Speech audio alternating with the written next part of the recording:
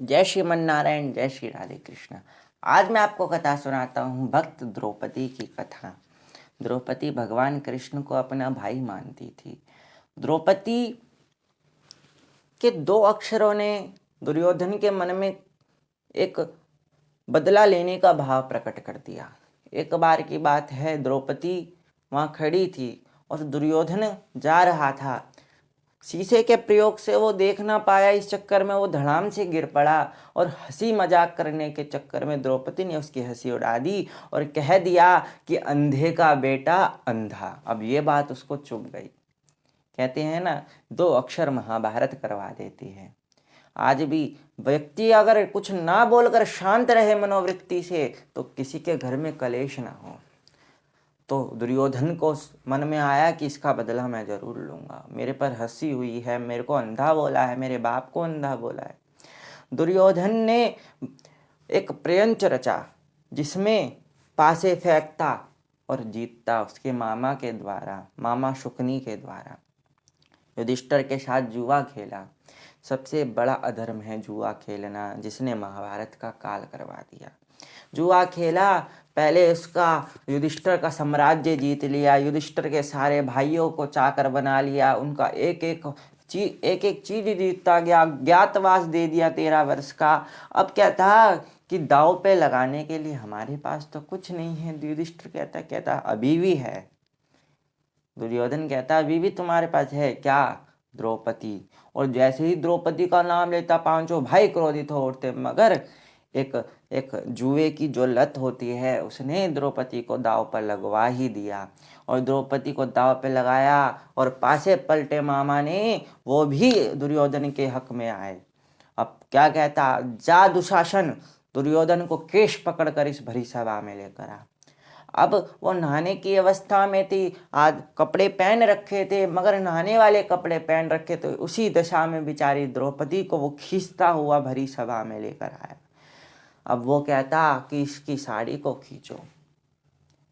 ऐसा सुनकर अगर भरी सभा में कोई था तो किसी का खून उबाल मारना चाहिए था और उसी क्षण दुर्योधन का गला काट देना चाहिए था जो ऐसे शब्द बोलता। बड़े बड़े राजा थे, धृतराष्ट्र था, भीष्म पितामह था, द्रोणाचार्य था, कृपाचार्य था, कर्ण था, अर्जुन था, भीम था, नकुल था, सहदेव था, युधिष्ठिर था। बड़े बड़े धर्माचार्य, बड़े बड़े योगाचार्य, बड़े बड़े कृपालाचार्य थे, मगर किसी ने कुछ ना बोला। द्रौपदी की लाज भरी सभा में लुटाई जा रही थी, किसी को शर्म ना आई। केश पकड़ के लाया, भरी सभा में वस्त्र खींचने का आदेश दिया। दुर्योधन ने दुशासन को, दुशासन खींचता। अब द्रौपदी सोचती मैं छत्राणी हूं, मैं अपना बल का रक्षा खुद कर सकती हूँ, मगर बल काम ना आया। कहती ये कृपाचार्य हैं, ये द्रोणाचार्य हैं, ये भीष्म पितामह हैं, ये धृतराष्ट्र हैं, ये मेरी रक्षा करेंगे। किसी ने रक्षा नहीं। ये कर्ण है, ये इतने सारे राजा हैं, ये मेरी रक्षा करेंगे। मेरे 5 पति हैं, मैं पांचाली हूं, ये मेरी रक्षा करेंगे। किसी ने रक्षा ना करी, सब बिक चुके थे, सब हार चुके थे। द्रौपदी की इस पीड़ा को कौन समझ सकता था? दोनों हाथ उठा के, जो किसी के वस्त्र खींचता हो, भगवान के प्रति भरोसा रखकर दोनों हाथ उठाकर, हाथ जोड़कर कृष्ण को बुलाया। एश वही कृष्ण, हे कृष्ण, हे कृष्ण, आ जाओ मेरे भाई, मेरी रक्षा करो मेरे भाई। दोनों हाथ ऊपर करके कृष्ण को बुलाती। और कृष्ण भगवान साड़ी विच नारी है कि नारी ही की साड़ी है कि साड़ी ही की नारी है। भगवान नारी बनकर साड़ी बनकर आ गए और साड़ी बनकर स्वरूप धारण कर लिया।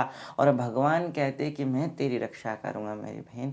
एक बार भगवान को चक्र चलाते समय शिशुपाल का जब गला काटा था तो हाथ थोड़ा कट गया था, तो भगवान को अपनी रेशमी साड़ी से बांधा था, उसका वसूल आज चुकाने का समय आ गया है। भगवान को द्रौपदी की उस रेशमी साड़ी का कर्ज चुकाना था। भगवान धीरे धीरे धीरे खोलते गए और साड़ी बनते गई। खेचत भयो दुशासन, दुखारी भयो दुशासन, खेचत खेचत गिर पड़ो। ऐसा भगवान का विकराल रूप। और भगवान कृष्ण ने साड़ी बनकर धारण करा और द्रौपदी की लाज बचाई।